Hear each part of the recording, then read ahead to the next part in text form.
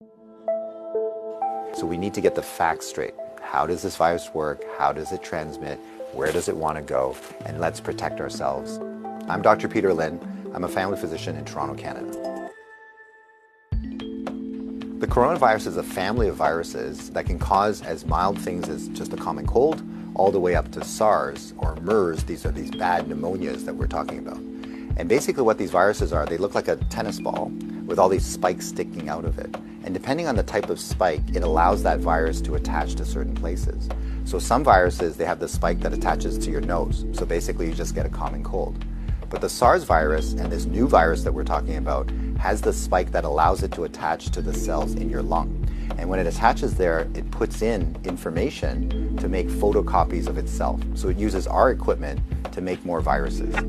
I'm declaring a public health emergency of international concern over the global outbreak of novel coronavirus. Most of the coronaviruses live in animals. In this particular case, it was from Wuhan. There was a fish market where they were selling live animals. And the thought is that the virus was in a live animal, then it crossed into a human. But then what we found was that people were getting sick in terms of healthcare workers, in terms of family members that were looking after them, which now meant that the virus can pass from human to another human. Just like all viruses, it needs to reach a target, which is your lung. And it has to get there with your help. It has no feet and no wings. So therefore it needs us to move it there. So that's why we keep saying, don't hang around sneezy people because you're gonna breathe it in. And don't touch your face because that's how the virus is gonna get in. The masks are helpful, but they're not necessary because they're leaky. The ones that you and I buy basically have pockets here, so therefore the virus can get in. What the masks really do is they stop us from touching our face. If you're sick, we tend to mask you, so therefore you're not spewing out the viruses to other people sitting around you. The true people that have the real masks are the N95. Those are sealed. These are for the doctors that may be caring for the patients.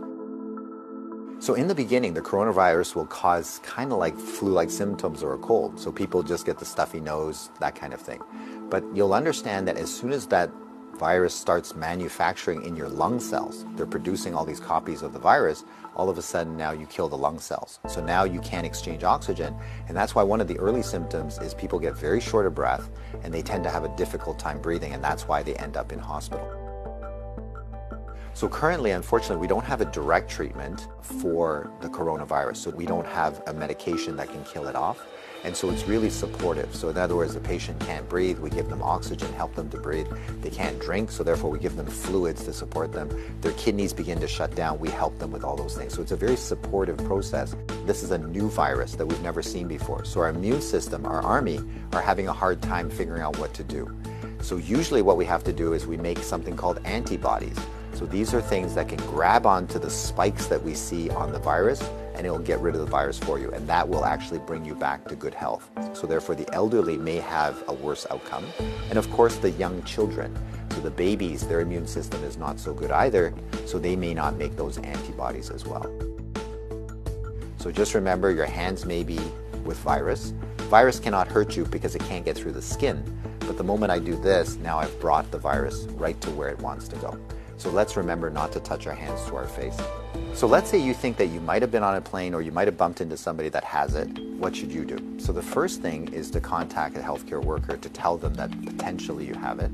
If you're feeling symptoms and you're going to go into a facility, call ahead. Okay, so whether you're calling the paramedics or whether you're calling the hospital or your doctor, just mention that you were on a flight. If you don't have any symptoms, then what we do is a little bit of a self-quarantine. In other words, we can just keep you away from other people, and so you don't go into parties, don't go with your friends, don't go into public transportation.